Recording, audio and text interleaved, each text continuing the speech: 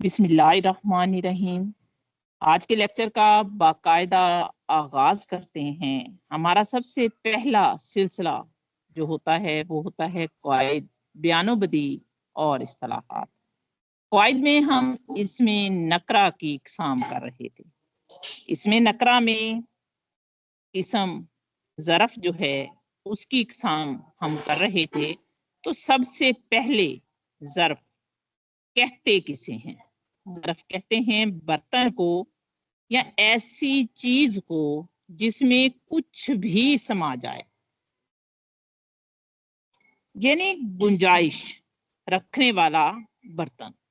अब इसम ज़रफ़ ज़मा की अस्सलाम वालेकुम और मैडम, इसम स्लाइड शो नहीं हो ज़रफ़ रही। मकान की तारीफ जो है। वालेकुम अस्सलाम। स्लाइड शो हो रही है। आपकी तरफ नेटवर्क का इशू होगा जी। मिस रुखसाना, स्लाइड शो हो रही है?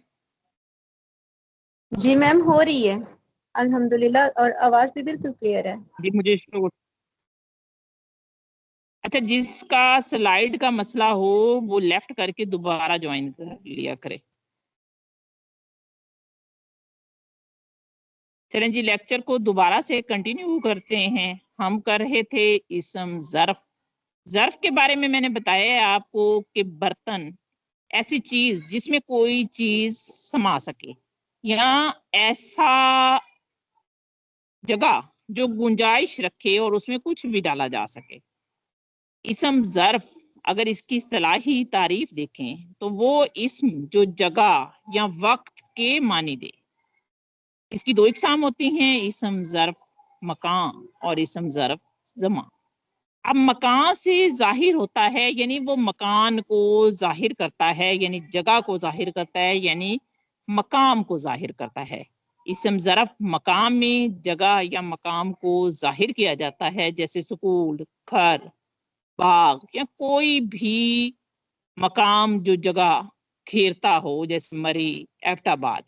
और अगर हम इसम ज़रफ़ ज़मा की बात करें तो वो इसम जो ज़माने या वक्त को जाहिर करे कि कितने साल, कितने घंटे, कितने मिनट, आज, कल, परसों, तरसों को जाहिर करे, वो इसम ज़रफ़ ज़मा कहलाएगा।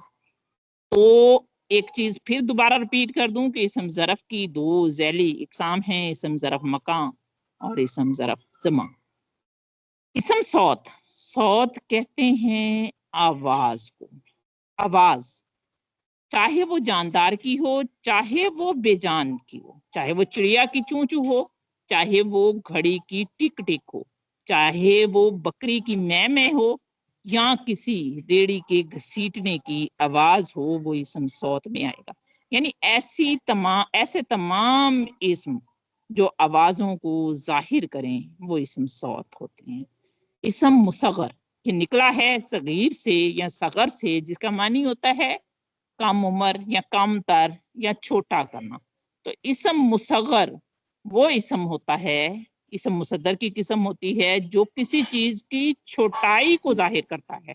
जैसे संदूक से संदूकची, देग से देगची, यानी होता वो इसम है लेकिन एक बड़े इसम की निस्बत छोटे इसम को जाहिर करता है, तो वो इसम मुसगर कहलाता है। इसम मुसगर बनाने के लिए आम तौर पर हम इसम के आखिर में ची, चे, छोटी, अड़ी वगैरह के लाके लगाते हैं और इसम मुसगर बन जाता है। ग्रामर को फिर एक दफा देख लें कि ज़रफ़ से मुराद जगह या वक्त के मानी देने वाला इसकी दो इकसाम, ज़रफ़ मकान जो जगह या मकाम को जाहिर करे, ज़रफ़ ज़मान जो ज़माने या वक्त को जाहिर करे। सौत, इसम सौत जो आवाज को जाहिर करे, इसम मुसगर जो छोटाई को जाहिर करे। शेर के फनी महासन में आज का शेर है, पत्ता पत्ता बूटा बूटा हाल हमारा जाने है, जाने न जाने गुल ही न जाने बाग तो सारा जाने है। मीर तकी मीर का शेर है और ये इनकी एक मशहूर गजल का शेर है। इस शेर में शायर ने इस्तियारा को इस्तेमाल किया है। अगर बात करें मुस्तार मिन्हु की तो पत्ता, बूटा, गुल, बाग, यानी 4 इस्तियारे इसमें इस्तेमाल हुए हैं।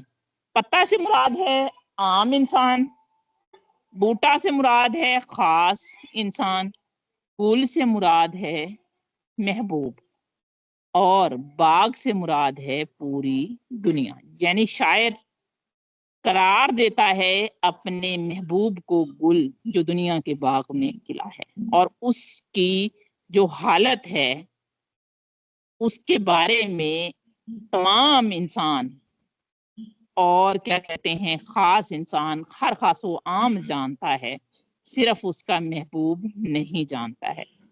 वजह जामे इंसान और गुल फूल सब जो हैं वो फना हो जाते हैं, इसलिए शायर ने इस्तियारा बरता है इस शेर में। अफसाने के सिलसिले में आज का अफसाना है